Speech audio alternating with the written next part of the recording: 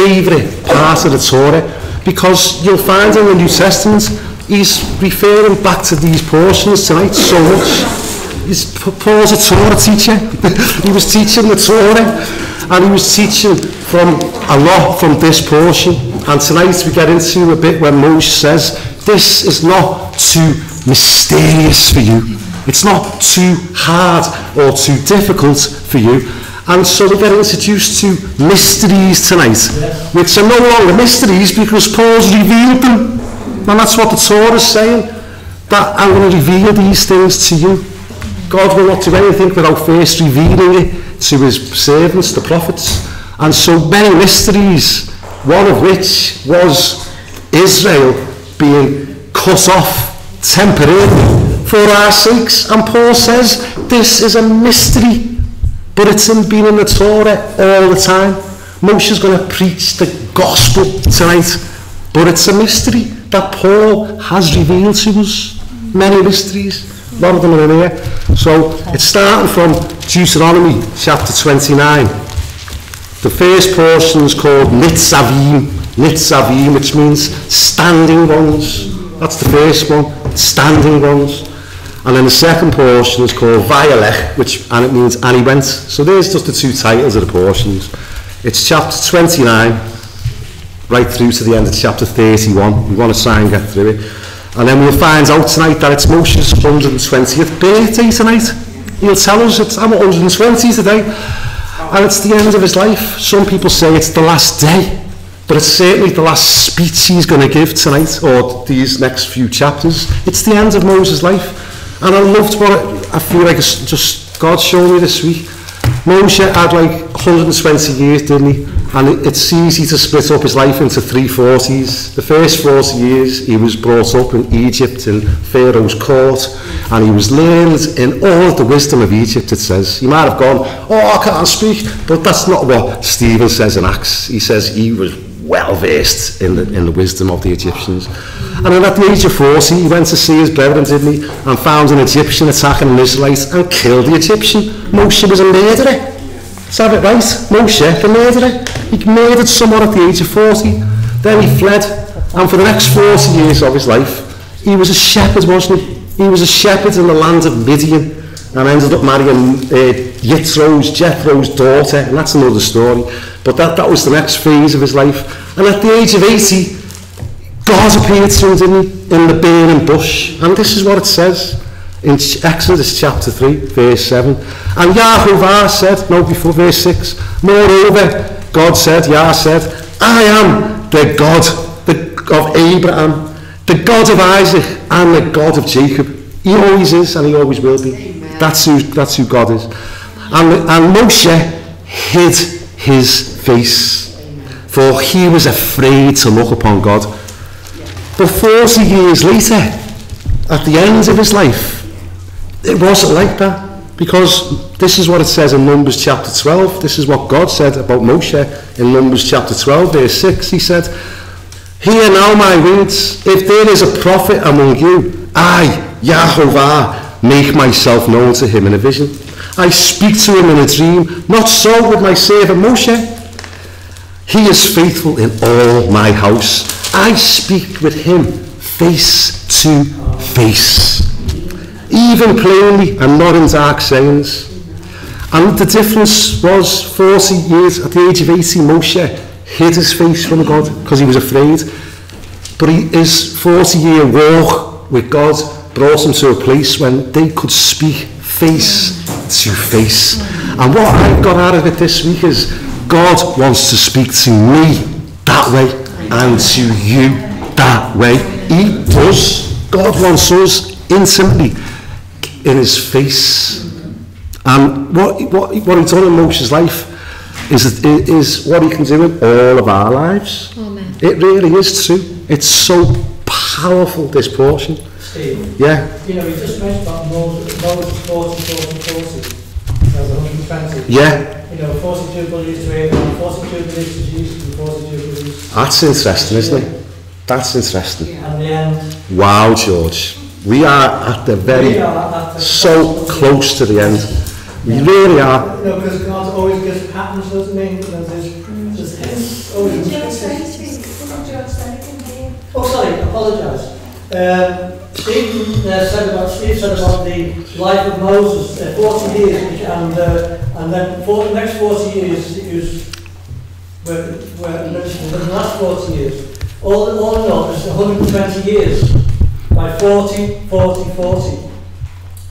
And God has, said that the span of man will be 120 years, and the theologians have worked it out that it means 120 Jubilee years. And so from Adam to Abraham was 40 Jubilees. Right? And from Abraham to Jesus was 40 Jubilees. And from Jesus to today is 40 Jubilees. This year is 40 Jubilees. Wow. Okay? So 120, 40, 40, 40, 40, 40. Yeah, we're there. I mean, this is it now. We are so close. Yes. So close. Can I just make one quick point? Oh, we have to introduce you, sorry. This is Jeff. This is Jeff. Jeff, and welcome, Jeff. Jeff from...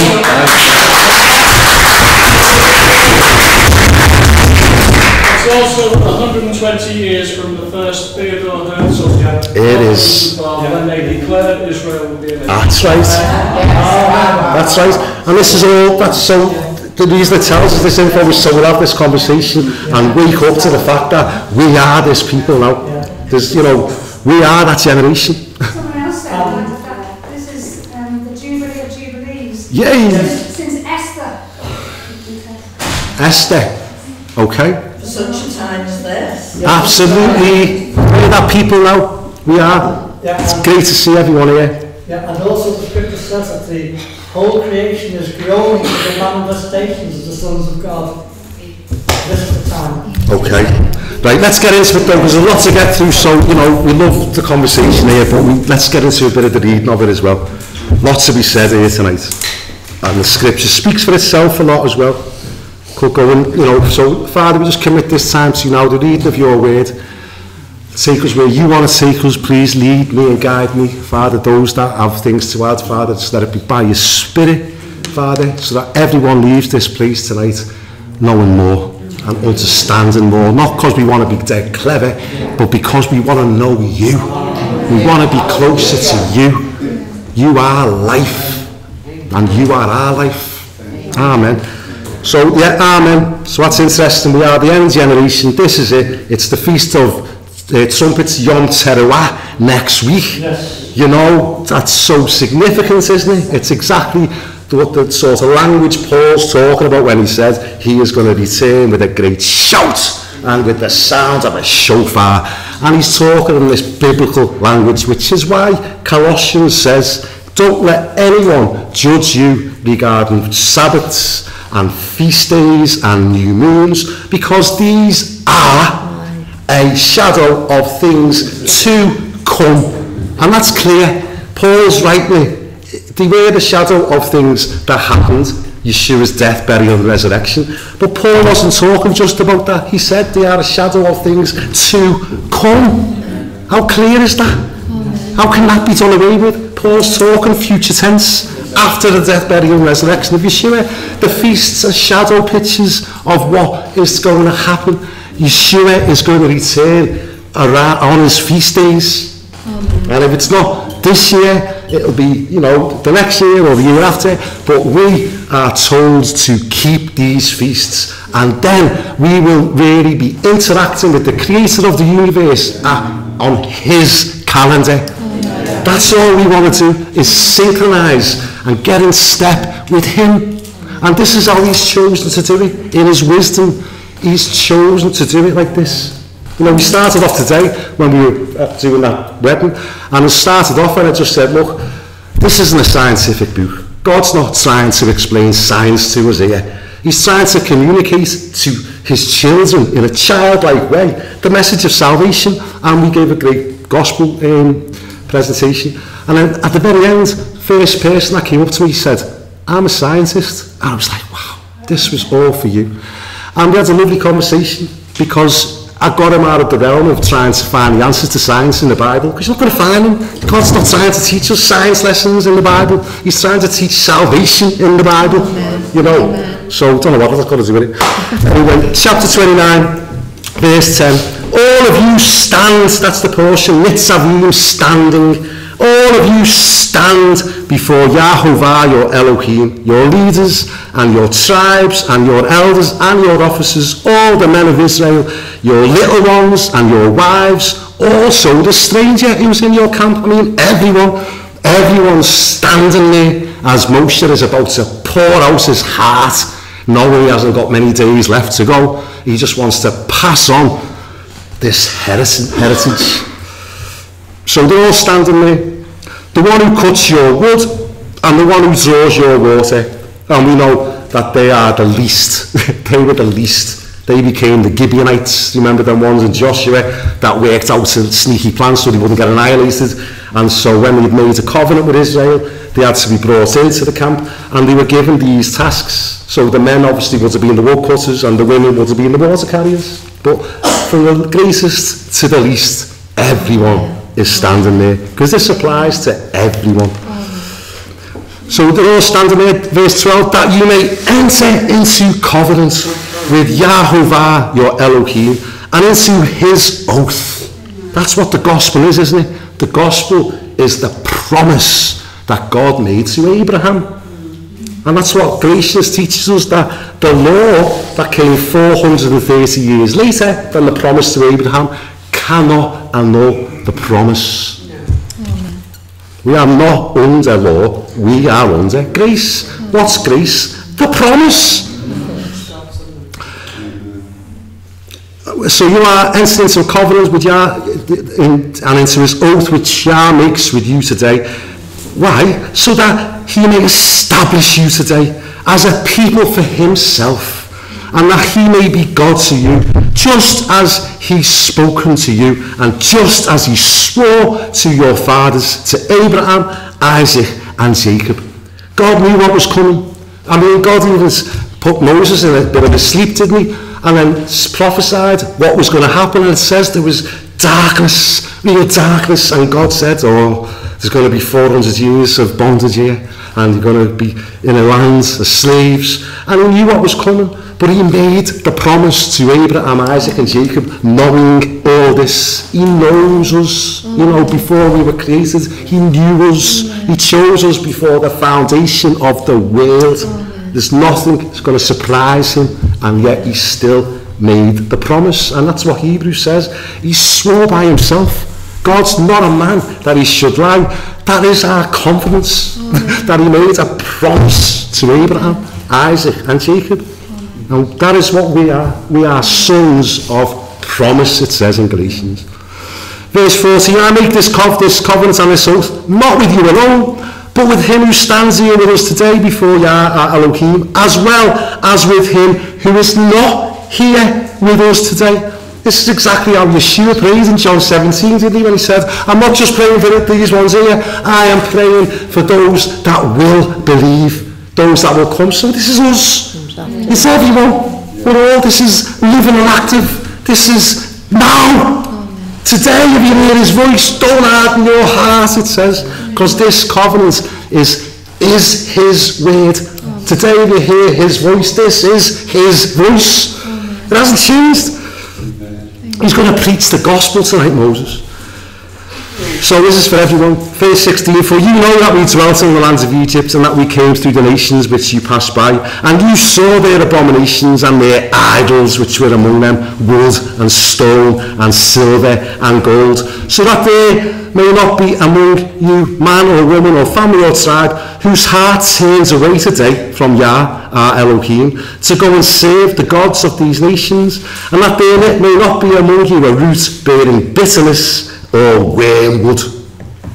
And so it may not happen when he hears the words of this curse, that he blesses himself in his heart, saying, I shall have peace, even though I follow the dictates of my heart, as though a drunkard could be included with the sober. And we know that the New Testament backs that up, doesn't it, when it says drunkards won't be entering. Drunkards won't be getting in. That's the New Testament. It's not disagreeing with this. Verse 20, Yah would not spare him For then the anger of Yah and his jealousy will burn against that man, and every curse that is written in this book will settle on him, and Yah will blot out his name from under heaven. That's in the New Testament. That's in Revelation. Yeshua says it clearly. Confess my name before others, and I won't blot your name out. In other words, if you're a bit embarrassed too, well, yeah, you know, it speaks for itself. And Yah would separate him from all the tribes of Israel for adversity, according to all the cases of the covenant that are written in this book of the law. Now, we'll get into that more next week, but it's pretty clear when you look at it next week that the book of the law and the book of the covenants are different, because next week it'll tell us, put this book of the law outside the ark of the covenant, because this is what was added. The book of the law is what was added. It tells you in Galatians so clearly. Why was it added? Because of sin. What sin? The sin of the golden calf, when the covenants got broke. This is not the same.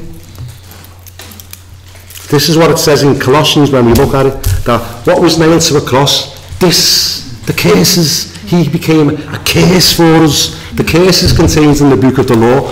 That's what Yeshua did, took the curse upon himself. That's not a license to sin. Of course it's not a license to sin, but it sounds like, and that's why Paul said, what shall we say then? Where sin abounds, grace does more abound, so shall we carry on sinning then? No, may it never be. But it sounds like that, and Paul knows it sounds like that. That's why he's asked the question. And why is he going to do all this? Verse 22, so that the coming generation of your children who rise up after you, and the foreigner who comes from a far land, would say, when they see the plagues of that land, and the sicknesses which Yah has laid on it, the whole land is brimstone, salt and burning. It is not sown, nor does it bear, nor does any grass grow there, like the overthrow of Sodom and Gomorrah, Admah and Zebolim, which Yah overthrew in his anger and his wrath. All the nations would say, why has Yah done so to this land? What does the heat of this great anger mean? Then the people would say, because they have forsaken the covenants of Yahovah Elohim of their fathers, which he made with them when he brought them out of the lands of Egypt. This is where all them replacement theology people are getting excited now, going, yeah, he's finished with Israel. Look, it says there. It's like, just calm down and read more. Then the anger. For they went and served other gods and worshipped them, gods that they didn't know and that he had not given to them. This is the history of Israel, wasn't it? It happened. We read it a couple of weeks ago. Even Solomon with his 700 wives and 300 concubines set up altars to foreign gods. The gods where you sacrificed your kids. Israel went down that path. And this is all written for us, it says. All of this happened to them and was written for you, for your instruction upon whom the end of the age has come. If you don't read it, how are you going to be prepared? That's the New Testament that says that. 1 Corinthians chapter 10 says this happened to them as examples for us. Verse 27, then the anger of Yah was aroused against this land to bring on it every curse that is written in this book. And Yah uprooted them from their land in anger and wrath and in great indignation and cast them into another land, as it is this day.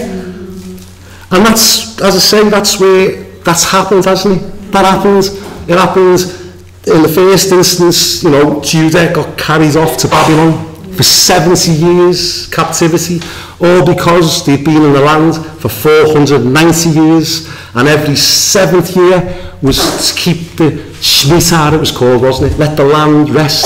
The land must rest every 7 years, and for 490 years they didn't do it, and so God said, right, that land is owed 70 years of rest. Get out of here. Yous are going to Babylon.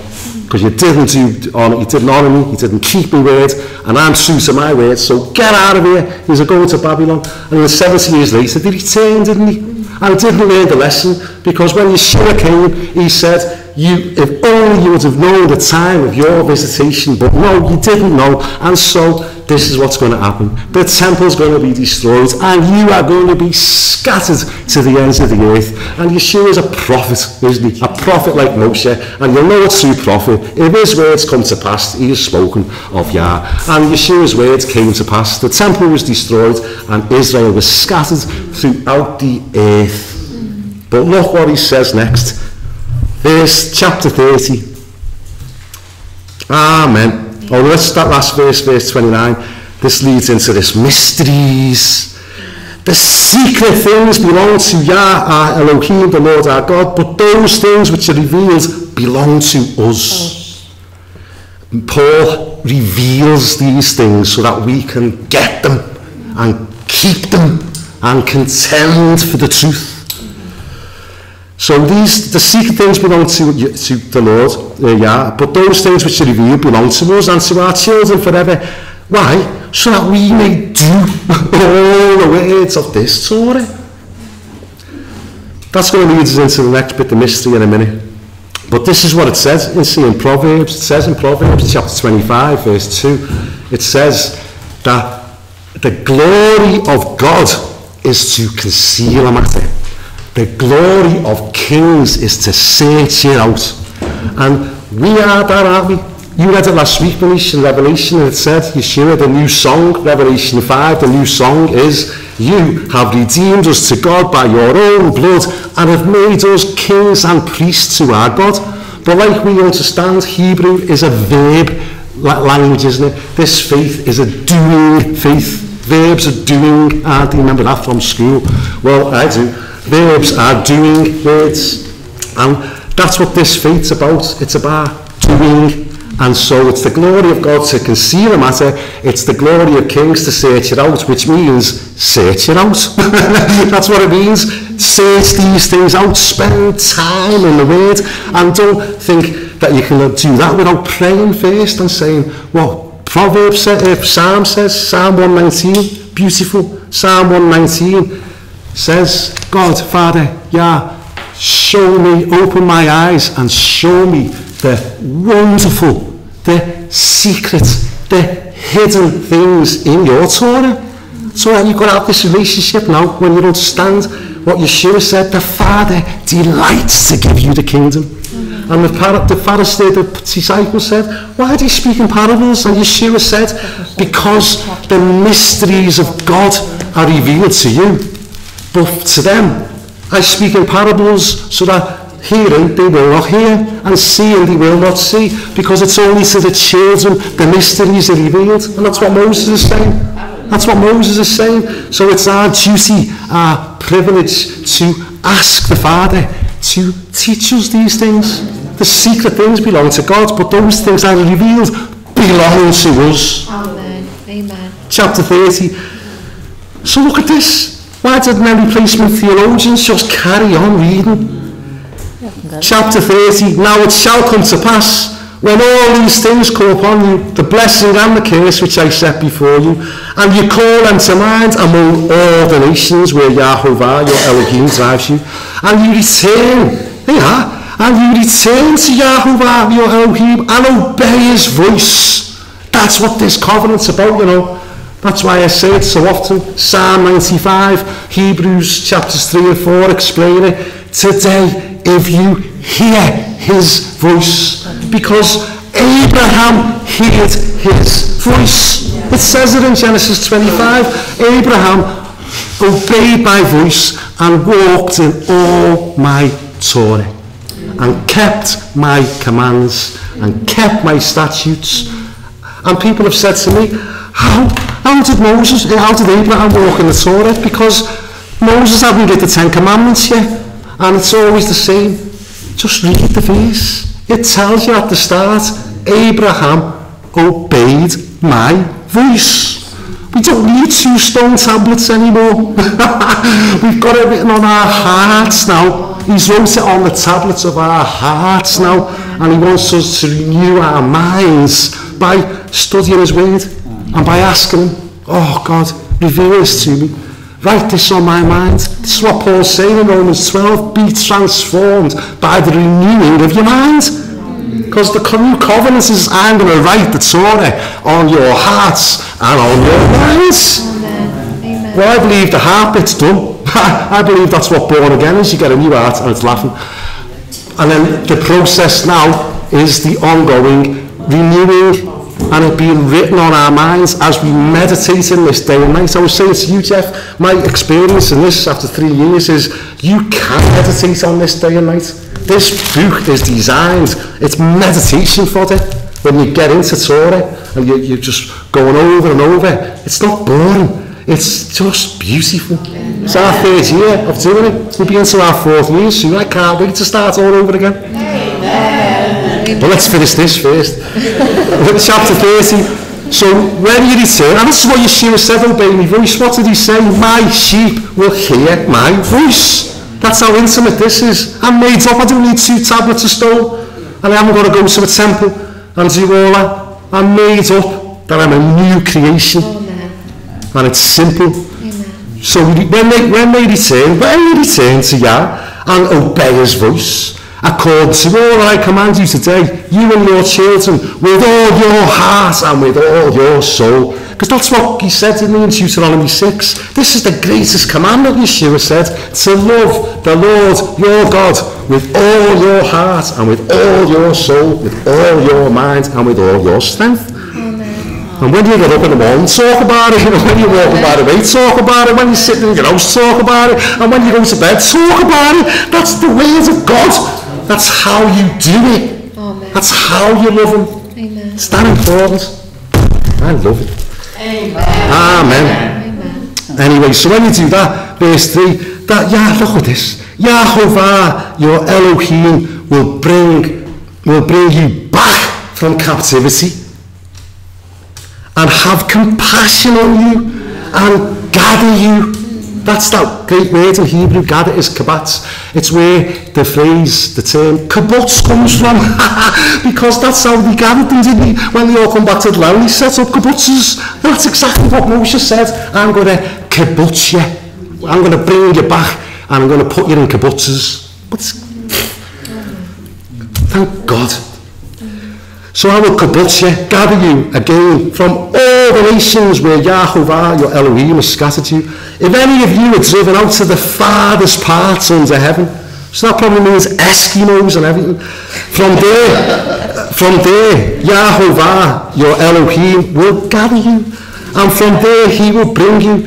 Then Yahovah, your Elohim, will bring you to the land. All it is, these occupied territories, these disputed territories. You're having a laugh, there's no arguments about it. This is what God said. I'm going to bring you back to the lands which your fathers possessed, and you shall possess it. I call it the possessed territories, not the occupied territories. It's not occupied West Bank, it's possessed West Bank. Amen. Because this is what God said. He will prosper you and multiply you more than your fathers. And Yahovah, this is one of their mysteries now. Yahovah, your Elohim, will circumcise your heart and the heart of your descendants to love Yah with your God, with all your heart, with all your soul, that you may live. This is Torah. Torah is life. Amen. The letter of the law kills, the Spirit gives life. Well, they do agree. The Spirit did actually write the Torah. It was actually the Holy Spirit that wrote the Torah. So he hasn't sort of changed his mind and gone, oh no. And so that's a mystery straight away. How is this going to be? I remember you telling us a Jewish meeting that you went to, and you said that God circumcised my heart, and some Jewish woman was laughing her head off at it, going, circumcised her heart. It's like, it's in your Torah. Don't you read your own book? It's been in there all the time, and I'm sure now. We were studying the Gospels on Sunday, and we got to that bit with Nicodemus in John chapter 3 at Passover, and Yeshua saying to Nicodemus, look, unless you're born again, you go down to the kingdom of heaven. And Nicodemus is scratching his head going, what? Born again? How am I going to get born again? Am I going to enter my mother's womb again? And Yeshua's like, what? You're the teacher of all Israel, with a weird name for a start. How many Jews are called Nicodemus? with a Greek name. It's like, and that's showing us that's the state that Israel had got to. They had a Greek mindset. They weren't keeping Torah properly. They were keeping it in a man-made fashion, and they'd been infiltrated by Greeks, and now they had the leaders of the Jewish nation with Greek names. Nicodemus, which means to lord and over the people, to conquer the people. There you go. But Nicodemus is great. We love Nicodemus. He comes through and he's sound. He's a disciple. But at the start, he doesn't understand. And Yeshua's, how come you don't understand this? Because what's born again mean? That's what it means. I'm going to circumcise your heart. The new covenant is, I'm going to give you a new heart. I'm going to put a new spirit within you. So Nicodemus should have understood when Yeshua said born again. He should have gone, what do you mean you're the one who's going to give us a new heart and a new spirit? Yeah, that's it. That's exactly what I mean, Nicodemus. Well, we can understand now. This is what the new covenant is. It's a new heart and a new spirit. And that's what we read last week, that now you are born again of incorruptible seed. Perfect. Whoever is born of God cannot sin. That doesn't mean people don't sin. It's talking about that new creation. This is what it's all about. Paul says in Galatians, circumcision is nothing. Uncircumcision is nothing. All that matters is a new creation. And that's what we are. And that's what circumcision of the heart is. So while we're on that, let's just see what Paul says about that in Colossians. Paul's a Torah teacher. There you go. It's Colossians chapter 2. What a... You know, I've said this before. Colossians takes you about half an hour to read. It's a letter. Don't call it a book, because it puts you off what? It's a letter. And I was going to type it out this week, and I know I'd have got this on one, if not two sides of paper. And I've held up a piece of paper and said, yeah, that's Colossians. It's taken half an hour to read at the most. So please read the letters of Paul like never before. Start again. Have a fresh start to this day. Start your whole life all over again, because today is the day of salvation. Forget about yesterday. Today you hear his voice. So don't want any condemnations of the past, anything now. It's a fresh start. It's the Sabbath. He's giving you a new heart. It's your spirit's just like Paul's. You've got a spirit like Paul.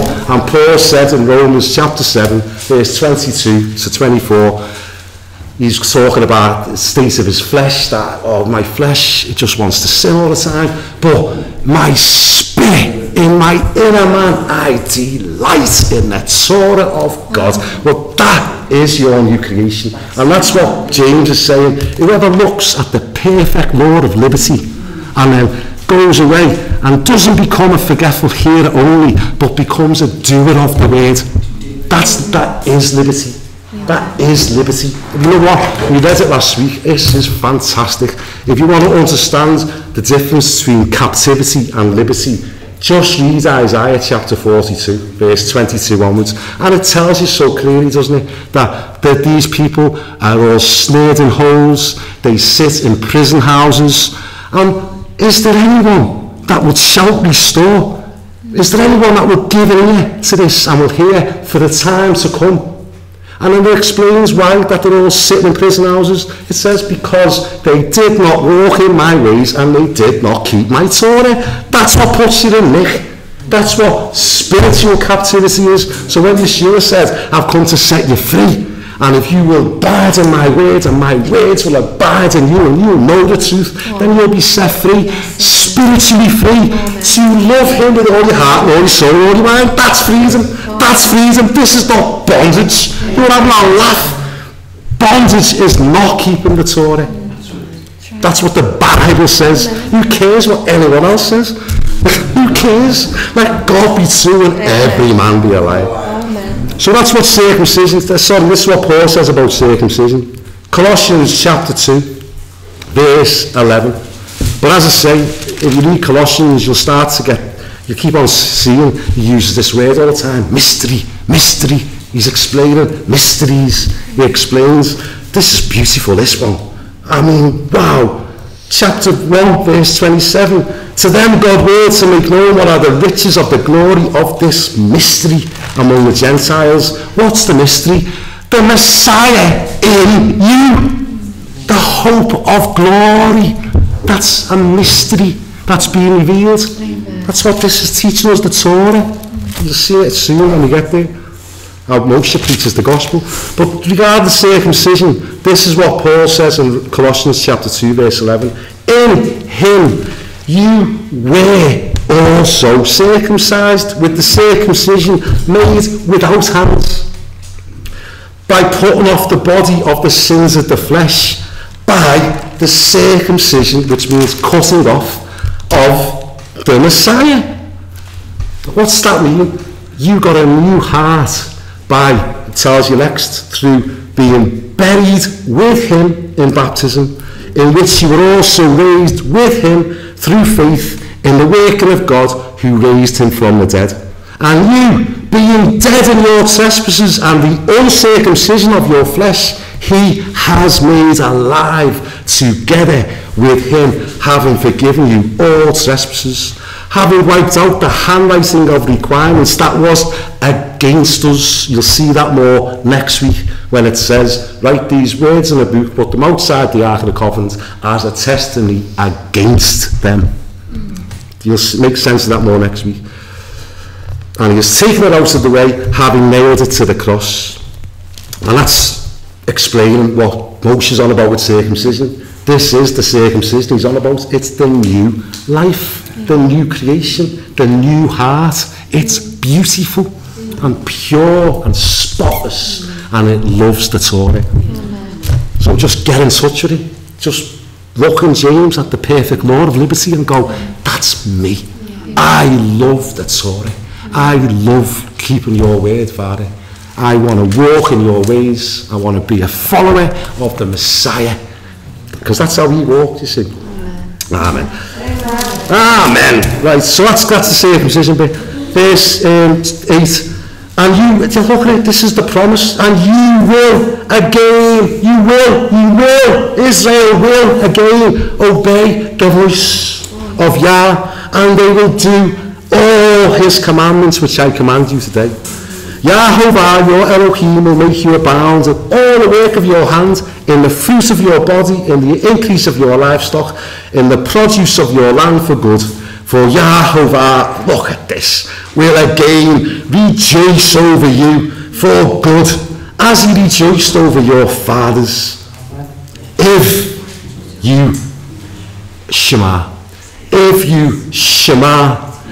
hear, obey, understand, make this the most important thing in your life, the voice of Yahovah, your Elohim, to keep his commandments and his statutes, which are written in this book of the law. And if you turn to Yahovah with all your God, with all your heart, and with all your soul, isn't that beautiful?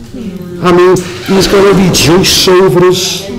This is what Isaiah 62 said, that he will rejoice over us with singing, the way a bridegroom rejoices over his bride. This is exactly how the creator of the universe wants us to understand this, that he is the bridegroom and we are the bride.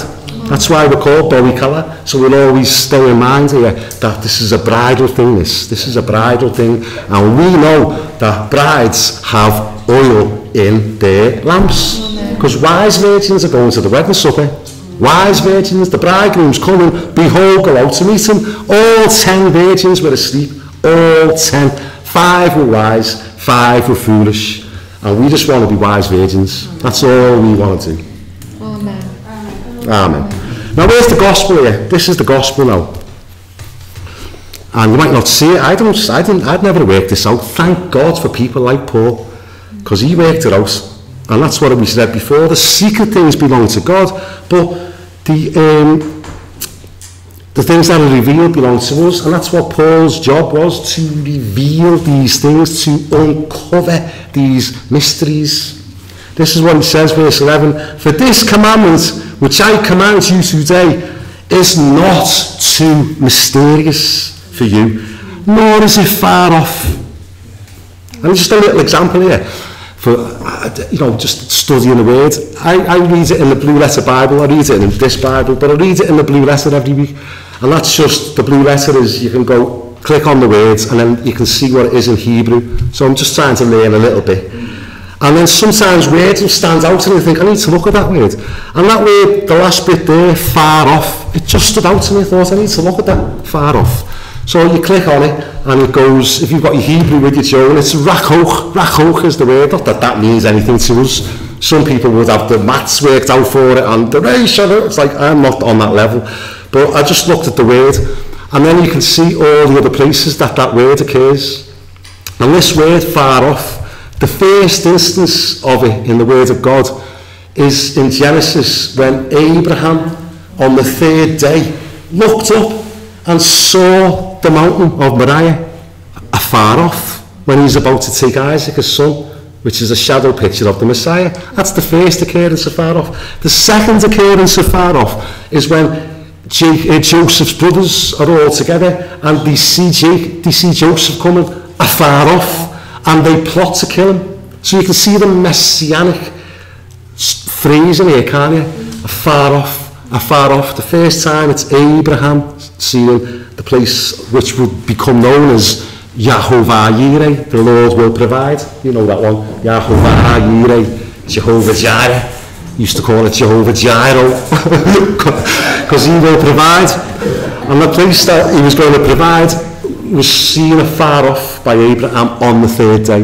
Then the next time, as I've just said, they plotted to kill Joseph when they saw him afar off. The third time is when Moses is the little baby in the basket, and it says Miriam, his sister, was standing afar off. So you've got this theme all the time. They're the first three times it comes into the Bible. Just 1, 2, 3. It's that simple. The fourth time is when the children of Israel are at Mount Sinai and God speaks and they stand afar off. It's like, whoa, why? Why wouldn't you want to hear his voice? Well, we know, don't we, that was a bit of a disaster. That's what led to them sinning, because they wouldn't hear his voice themselves. They wanted Moses, you go and speak to him. That's the fourth time. So just fast forward, I don't want to spend all night on that bit, but it's just, I just think it's lovely that you can study the Bible in this way, and you'll just see gospel messages coming through all the time through one word. Because where this all leads to, you see, is when Yeshua's on the cross, it says in Matthew that his relatives stood afar off, and that is exactly what Psalm 38 says, talking about Yeshua on the cross, saying, even my friends, my close ones, stand far off from my plague, because he'd become plagued for us. He'd become the curse for us. And his own relatives and friends were afar off, it says. That's what Psalm 38 prophesied was going to happen. Why am I mentioning that?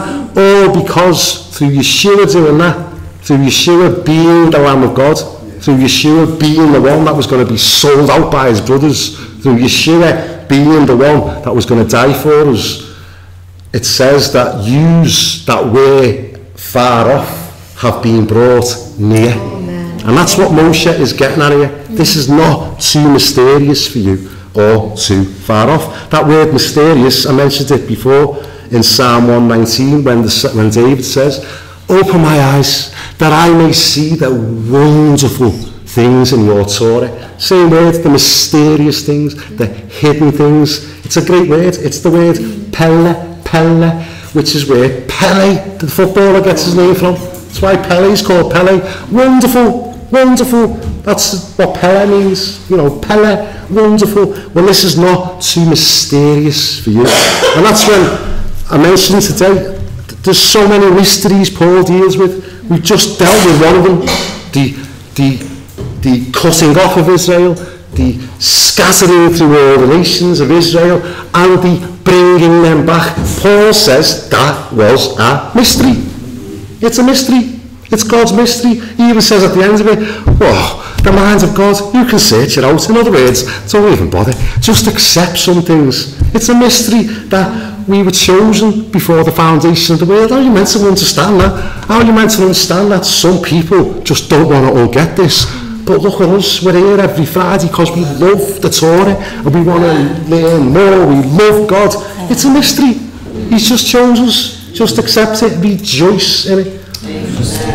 saying that when Yeshua said he has two friends, them that are near and them that are far off. Yeah. And he brought us near. Yeah, that's what it says. You were strangers once. You were without God, without hope in the world. You were far off.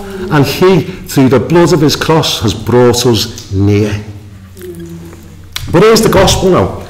So he's saying this commandment's not too mysterious for you, nor is it far off. It is not in heaven that you should say, who will ascend into heaven for us and bring it to us that we may hear and do it? Nor is it beyond the sea that you should say, who will go over the sea for us and bring it to us that we may hear it and do it? But the word is very near you, in your mouth and in your heart, that you may do it. Now you might say, how is that the gospel? That doesn't sound like the gospel to me. Well, it is, because Paul shows how it is. Romans 10. He's going to use these verses now. Don't tell me Paul's not a Torah teacher. Paul's going to explain the gospel now and use those verses. So all we've got to do is read it. Romans 10. But I'll read Romans 9:30 first. So we've still got 20 minutes, and if this is all we focus on, this is the main bit. But I'd still like to get back into more and read the rest of this portion if possible. So let's see how we get on.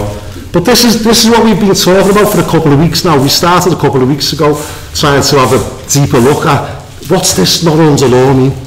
You know, some people think that we're back into bondage now and we're into legalism now. Some people think that we're off our bonnets and think that we're mad.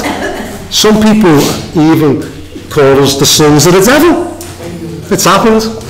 People have said he's a son of the devil because we're going to the Torah.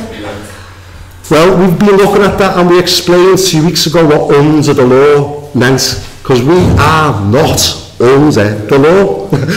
You know, some sort of people will cringe and go, it's like, look, it's what it says. Don't argue with it. We're not under the law. We're under grace. But that doesn't mean the law's been done away with. And we proved that the other week. And we'll have another look at it again now. But just to summarise, what does under the law mean? Under the law is what we're going to read now, means that you are trying to attain righteousness by the works of the law. Impossible. Because that's what the curse of the Lord is. Whoever breaks the least one of these commandments has broken the law. Now that is heavy. If you're looking at trying to be righteous through keeping the law, you've only got to break it once and it's good night. That's heavy. That's under the law. Thank God we are not under the law. Not that I want a license to sin. Of course I don't. I'm a born again new creation. I love God with all my heart, soul, mind and strength. But this flesh is tricky, and this flesh will surely have you off. Just once. Well, thank God we're not under that. That doesn't mean the Torah's done away with. But let's look at it. Let's just to get context. Let's read Romans 9:30, and then all the way through. All the way through. What shall we say then? That Gentiles who did not pursue righteousness have attained to righteousness, even the righteousness of faith. Remember that phrase now, the righteousness of faith, because that is the gospel. And just if you want proof of that, Romans chapter 1 tells you that. Romans chapter 1 verse 16. If you don't like flicking, just listen, make notes. It should be on YouTube maybe, I don't know. Or just go there. But I'm going to just move fast now. Romans 1:16, I am not ashamed of the gospel of the Messiah, for it is the power of God to salvation for everyone who believes, for the Jew first, and also for the Greek. For in it the righteousness of God is revealed from faith to faith, as it is written, the just shall live by faith. So what's Paul saying? That the Gentiles who weren't pursuing righteousness, they weren't doing the Torah, they were doing whatever they were doing, they were all off their heads, mad pagans, they certainly weren't trying to become righteous by the Torah, but even the Gentiles now have attained to righteousness, the righteousness of faith. So you would agree that that's the gospel, isn't it? The righteousness of faith is the gospel. Righteousness by the works of the law is not the gospel. the righteousness of faith as a free gift is the gospel. And that's what Paul's going to explain. So, but Israel, verse 31, pursuing the law of righteousness. Different. That's not righteousness by faith. They were pursuing the law of righteousness. Has not attained to the law of righteousness. Why? Because anyone who breaks one of these commandments has broken the law. So, why is, it's not as if Paul doesn't answer the questions. Why? Because they did not seek it by faith, but as it were, by the works of the law. That's what under law is. For they, this is so beautiful, so majestic when you start to see how the scriptures work together. For they stumbled at the stumbling stone. We're not sound bite people anymore. We don't just live by sound bites. We go to the scripture and read the law. As it's written, they stumbled at the stumbling stone, as it is written, behold, I lay in Zion a stumbling stone and a rock of offence. This is what Paul says in Galatians or Colossians or some of the Philippians. He says the crucifixion of the Messiah is a stumbling stone. That is an offence to the Jews. Messiah being crucified is an offence to the Jews. That's what the scripture says. This is a stumbling stone. And if you think that's a bit mysterious, well, I'd agree, because Paul said this is a mystery. So they stumbled over the stumbling stone. They stumbled over understanding righteousness through faith as a free gift. That made them stumble. They're like, no, you've got to do something. No, you've got to do this, you've got to do that. A lot of this misunderstanding of the Torah being done away with has come because the oral law, that is a load of nonsense that was added. And it says in the Torah, you cannot add or take away from what's been written here. But the oral law is just one of those mad things that's become a stumbling block, literally, because this was part of the Jews. It says it clearly in Acts that they were Pharisees who believed in the Messiah, and that's who Paul was contending with, because they definitely believed that the Messiah, Yeshua, was the Messiah, but they wanted to add and say no. But once these Gentiles get saved, we've got to bring them into Judaism and we've got to circumcise them. And Paul's like that, no, but that's where they were coming from. They'd still be, you've got to wash your hands in a certain way, and you've got to put your right shoe on first, and all of these oral law. Is it like when you can't even turn the electricity on? Things like that. I mean, we didn't have electricity back then, but but that's how it's, you can see how alive it is. It's when we invented electricity, the Pharisees are there, we better make a law about this then.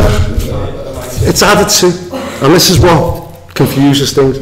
But verse chapter 10, brethren, my heart's desire and prayer to God for Israel is that they may be saved.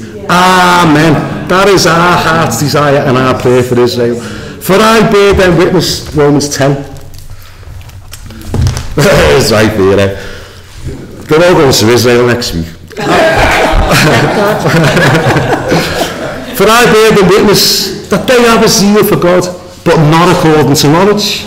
For they, being ignorant of God's righteousness and seeking to establish their own righteousness, have not submitted to the righteousness of God. Because the Messiah is the goal, that is not the end of the law. These are these scriptures that have been taken out as a concept. Christ is the end of the law. No, the Messiah is the goal of the Torah. It's what the Torah was always pointing to, what Moshe's just written tonight on his last day on earth with all of his heart. He's given us these words tonight. Don't let anyone say who will ascend. Don't let anyone say who will descend. It's very near you, in your heart and your mouth. But you're going to see that next. Messiah is the goal of the Torah for righteousness to everyone who believes. So here we go. For Moshe writes about the righteousness which is of the law. The man who does them shall live by them. In other words, the man who doesn't do it is cursed. You break one of these and good night, you're cursed. That's the righteousness of the law. That's under the law. So Moses wrote about that. Boo, Moses, no. That's what that means. Verse 6. There's that phrase we said, remember. But the righteousness of faith, which is what? That's the gospel, isn't it? The gospel, the righteousness of faith, speaks in this way. Oh, by the way, it was Moses who wrote this. So was Moses just the righteousness of law? No. Moses was teaching us what the righteousness of faith sounds like. Paul didn't make this up. Paul's commentating on what Moses said. Paul's explaining what Moses said. We just read it in the Torah. This is what Moses said. Now, Paul's going to explain what Moses was saying. That was the gospel. That was the righteousness which comes by faith. Chapter verse 6, the righteousness of faith speaks in this way. Do not say in your heart who will ascend into heaven. That is to bring the Messiah down from above. Or who will descend into the abyss. It said in the Torah who will cross the seas. So whenever you see one of those anomalies when Paul isn't quoting it the way it was written, you just got to wonder, what's that all about? And we know, don't we, that the seas represent death. You know, the dead, they're full of salt. You'll die if you drink it. And it says in the new creation there'll be no more sea. Because the sea represents death. You know, the sea's salty because the world and everything in it all died at the floods of Noah. And so the sea represents death. So when the Torah said, who will go over the seas for us, Paul's interpreted that as who will descend into the abyss for us. So I don't know if that makes sense, but just... The Bible explaining itself. Yeah, so it's saying, don't say that. The righteousness of faith speaks this way. Don't say that. And don't say who will descend into the abyss. That is to bring the Messiah up from the dead. So all that's saying is, don't ask that question, because you know the answer. Yeshua is in heaven. Don't ask that question, that would be to bring them down. And don't ask who is going to descend into the abyss, because this is all the gospel. He has done it. No one has to ascend into the abyss. Yeshua's done it once for all. He's done it for me, he's done it for you. So don't ask that question. Who shall ascend into the abyss? Messiah's done it is the answer. Don't ask who will ascend into heaven. Messiah's sitting there right now laughing his head off at the right hand of God. As a priest forever according to the order of Melchizedek, sitting there in Psalm 2, laughing at these nations. Why are these nations carrying on with themselves? Ha! That's where, don't ask who will ascend into heaven. He has. This is the gospel. Amen. Then look at here's the next part of what Moses said, verse 8. But what does it say? What does what say? What does the righteousness of faith say? This is what the righteousness of faith says. The word is near you in your mouth and in your heart. That is the word of faith which we preach. That if you confess with your mouth, Lord Yeshua, Adonai Yeshua, and believe in your heart that God has raised him from the dead. Don't ask who will ascend into the abyss. Don't ask, shall we go into heaven? No, the Messiah has done this for you once for all. So if you believe, you confess with your mouth and believe in your heart that God has raised him from the dead, you will be saved. Amen. For with the heart one believes unto righteousness, and with the mouth confession is made unto salvation. Moshe was preaching the gospel. Yeah. You can't disagree with it because Paul's telling you, he's quoting Moses. Let's just finish this off, verse 11. For the scripture says, whoever believes on him will not be put to shame, for there is no distinction between Jew and Greek, for the same Lord is over all, is rich to all who call upon him. And here it is, from Joel chapter 2. For whoever calls on the name of Yah, and that's what it says, isn't it? He's quoting from the Torah, is from the prophets, and it's that Lord in capital L-O-R-D, all capitals. He's quoting from the Tanakh. If you looked at it in Hebrew, it would say whoever calls on the name of Yahovah. No problem with that, because what does the name Jesus mean? Well, I don't know what the name Jesus means, but what's Yeshua's real name is Yeshua, and what does that mean? It means Yahovah will save. So calling on the name of Yeshua is calling on the name of Yahovah, because Yeshua is Yahovah. And Hebrews chapter 1 will tell you that. You don't have to go much deeper than that, but you can if you want, into Isaiah 43, 45, but that we're not going to go there, I haven't got time. But whoever calls on the name of Yah will be saved. That's the gospel, isn't it? That's the gospel. We're not saved by works, we're saved by grace, a free gift of God, and he's made it that simple, that whoever believes in the heart and confesses with their mouth that Yeshua is Lord, they will be saved. That's simple. That is good news, and that come from Moses in the Torah. Quite clear, I would say. Amen. Beautiful. Back to the Torah. But let me just say one more thing on that. What saved means. I love this. You've got this, Marion, in your Bible. So you've got the same Bible as me, haven't you? Well, I've got the Spirit-filled. Yeah, I keep trying to swap it with her, but I've got no chance. But there's a footnote in our Bible, in Luke chapter 7, verse 50, is this word saved. Saved. Whoever calls on the name of Yah will be saved. And it's, the word in Greek is sozo. Sozo. And it says, this is the footnote for it, for what saved means. Luke 7, sorry. It's only in mine and Marion's Bible. This is what sozo means, saved. To save, heal, cure, preserve, keep safe and sound, rescue from danger or destruction, and deliver. In primitive cultures, sozo is translated simply like this: to give new life and to cause to have a new heart. That's what salvation means. Sozo means to get a new heart. Get a new heart. That's what, whoever calls on the name of Yah will get a new heart. That's simple. That's what born again is. Just get in touch with your new heart now. It's lovely. You'll love it. It's great. It's yours. It's made for you. Created in his image. Fits perfectly. It's beautiful. So back to the Torah, we just read that last bit. Exactly verse 12 through 14 is exactly what we just read in Romans, isn't it?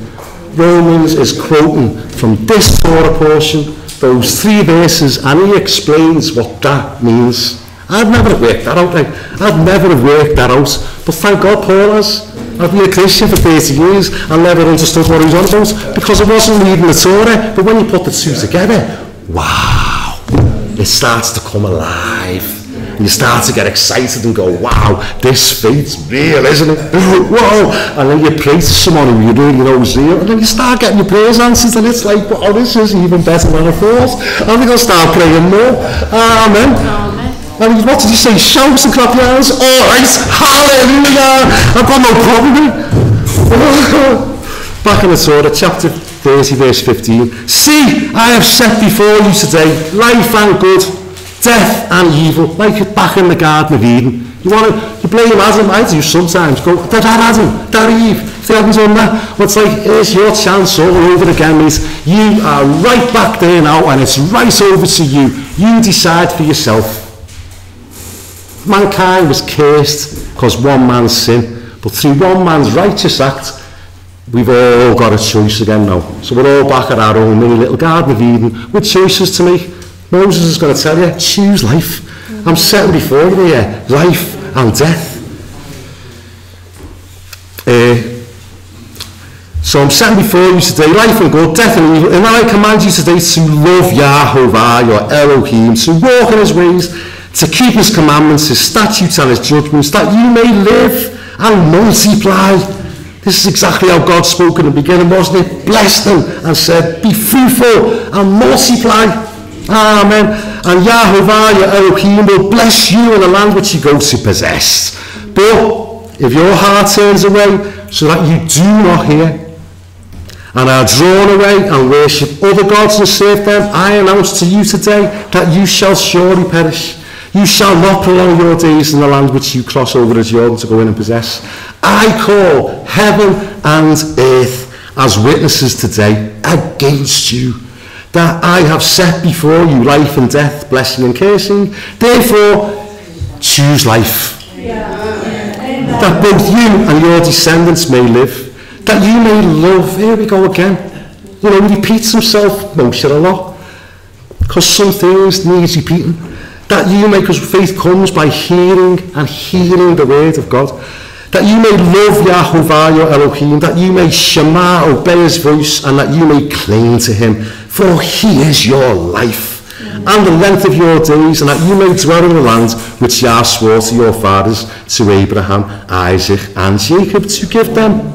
Last chapter now, so we're going to finish, you know, maybe 5 minutes extra. See that we got off to a late start.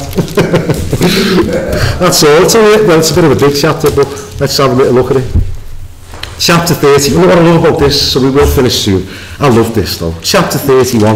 Then Moshe went out and spoke all these words to all Israel, and he said to them, I am 120 years old today.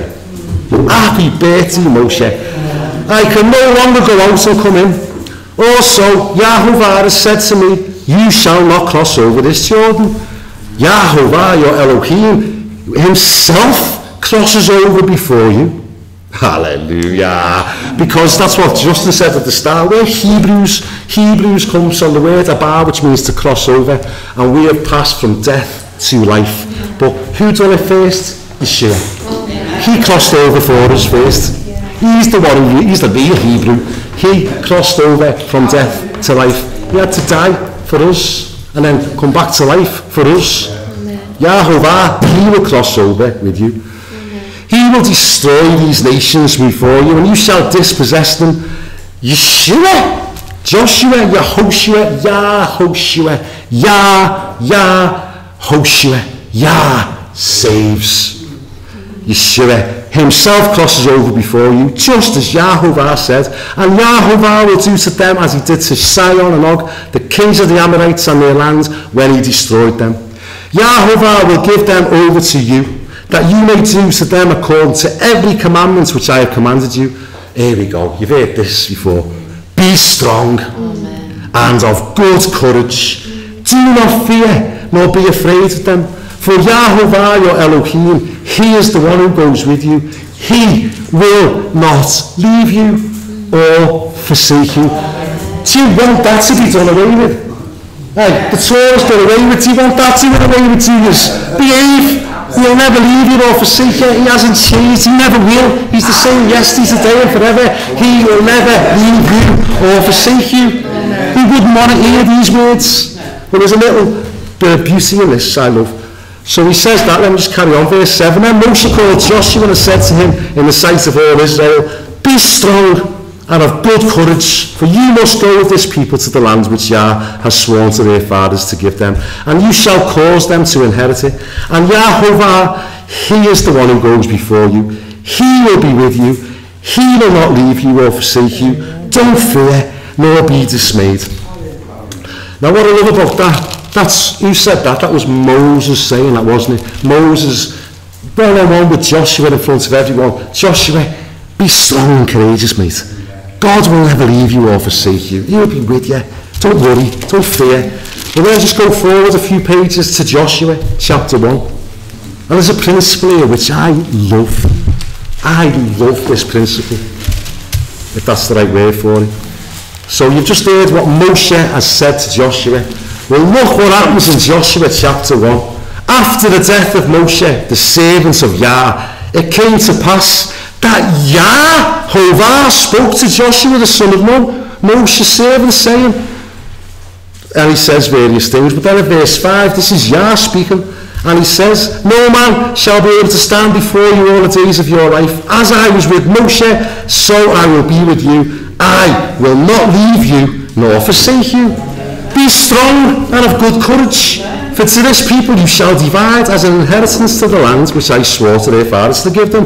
Only be strong and very courageous, that you may observe to do according to all the Torah which Moshe, my servant, commanded you.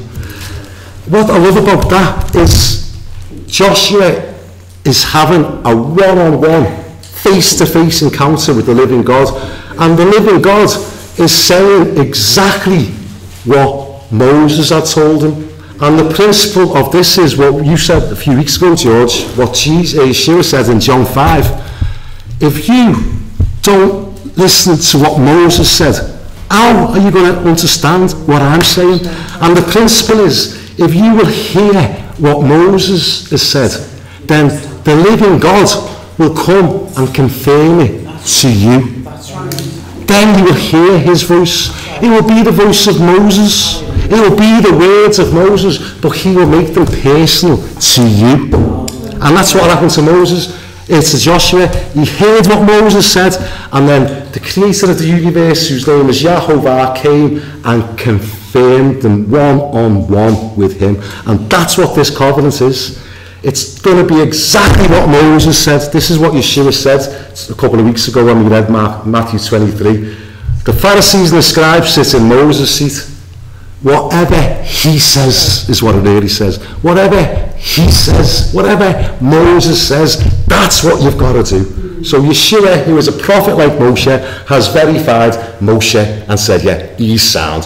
What he said, laughing. That's the one. Go with it. Fill your boots with all your heart, with all your soul. Do what Moses said. So we will hear what Moses said, then we will have it personally confirmed to us. And I believe that and know that to be true with all my heart. And so who would not want this? This is why the devil wants to remove this. It's why he wants Christians thinking that's all been done away with now, it's all the Old Testament. No, how clear is it, what we've read tonight? The gospel is in these pages. The gospel is in here. So I'm not going to carry on with the rest of it. Maybe we'll just next week recap what we're missing out tonight, because there's only so much you can take, and I think that's enough.